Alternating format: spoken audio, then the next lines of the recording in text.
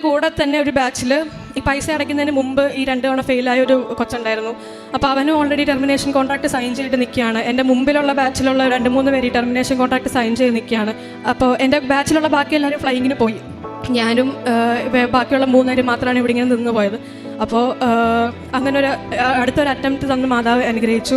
അങ്ങനെ ഞാൻ കഴിയുന്ന മാസം 22-ാം തീയതി ആയിരുന്നു എനിക്ക് എക്സാം. ബാംഗ്ലൂരിലായിരുന്നു. അപ്പോൾ ഞാൻ ഹോൾ ടിക്കറ്റ് വന്നപ്പോഴത്തേക്ക് അച്ഛൻ്റെ ബ്ലെസ്സിങ് വാങ്ങിക്കാൻ ഇവിടെ വന്നു. അപ്പോൾ ആൾക്കാരെ കയറി നിന്നിട്ട് എനിക്കെന്താ പ്രാർത്ഥിക്കേണ്ടതെന്ന് അറിയില്ല. ആകപ്പാടെ കണ്ണീര് മാത്രമേ വരുന്നുള്ളൂ. ഞാനിവിടെ കയറി മനസ്സിൽ പ്രാർത്ഥിക്കുന്നുണ്ട്, ഞാൻ എൻ്റെ കൂടെ എഴുതുന്നവർക്കും എൻ്റെ ഫ്രണ്ട്സിനും എല്ലാം എങ്ങനെയും കയറിപ്പോകാനുള്ള അനുഗ്രഹം നൽകണം. അങ്ങനെ ഞാൻ അച്ഛനപ്പോഴത്തേക്ക് ബ്ലെസ്സിങ്, ഞങ്ങൾ 10-15 പേരുണ്ടായിരുന്നു. അപ്പോൾ ബ്ലെസ്സിങ് കഴിഞ്ഞപ്പോൾ അച്ഛൻ പറഞ്ഞു പോയി രക്ഷപ്പെട്ടു ആ മക്കളെ എന്ന് പറഞ്ഞിട്ടാണ് അച്ഛൻ ഞങ്ങളെ പറഞ്ഞയച്ചത്. അങ്ങനെ ഞാൻ പിറ്റേ ദിവസം എക്സാമിന് പോയി. എക്സാം പാടായിരുന്നു. കാരണം ആദ്യം ഒരു റൗണ്ട് എഴുതി കഴിയുമ്പോഴത്തേക്ക് ഒരു 10-20 ക്വസ്റ്റ്യൻസാണ് ഞാൻ വിട്ടിരുന്നത്. അപ്പോൾ ബാക്കിയെല്ലാം അതിലും എനിക്ക് ശരിയാണോ എന്നറിയില്ല. ഞാൻ കാണാണ്ട് പഠിച്ചു പോയ കാര്യങ്ങളൊന്നും അവിടെ ചെന്നിട്ട് എനിക്ക് ഓർമ്മയില്ല.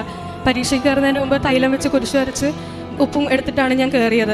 എന്നാലും ക്വസ്റ്റ്യൻസ് കാണുമ്പോഴത്തേക്ക് ഞാൻ പഠിച്ച് ഒന്നും ഓർമ്മ വരാത്തപ്പോൾ എനിക്ക് ശരിക്കും പേടിയായി. കാരണം ലാസ്റ്റ് അറ്റംപ്റ്റ് ആണ്.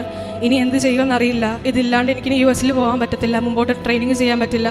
അപ്പോൾ അങ്ങനെ നിൽക്കുമ്പോഴത്തേക്ക് ഞാൻ എക്സാം കഴിഞ്ഞ് തിരിച്ചു വന്നു പിറ്റേ ദിവസം തന്നെ ഞാനിവിടെ തിരിച്ചു വന്നു പ്രേക്ഷിത പ്രവർത്തനത്തിനായിട്ട്.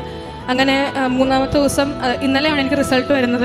റിസൾട്ട് വന്നപ്പോൾ ഉടനെ തന്നെ ഞാൻ നിത്യാരാധനയിൽ പോയിട്ട് ഞാൻ പ്രത്യക്ഷീകരണ പ്രാർത്ഥനയും ചൊല്ലി വിശ്വാസ പ്രമാണവും ചൊല്ലിയിട്ടാണ് ഞാൻ തുറന്നപ്പോൾ എനിക്ക് 81 മാർക്കുണ്ട്. 70 മാർക്ക് ചോദിച്ചാണ് ഞാൻ മാതാവിനോട് പ്രാർത്ഥിച്ചത്. മാതാവ് എനിക്ക് 81 മാർക്ക് തന്നു. ഞാൻ 81 മാർക്കിനുള്ള ഒന്നും ഞാൻ എക്സാമിൽ എഴുതിയിട്ടില്ല. അമ്മയ്ക്ക് 1000 നന്ദി പറയുന്നു.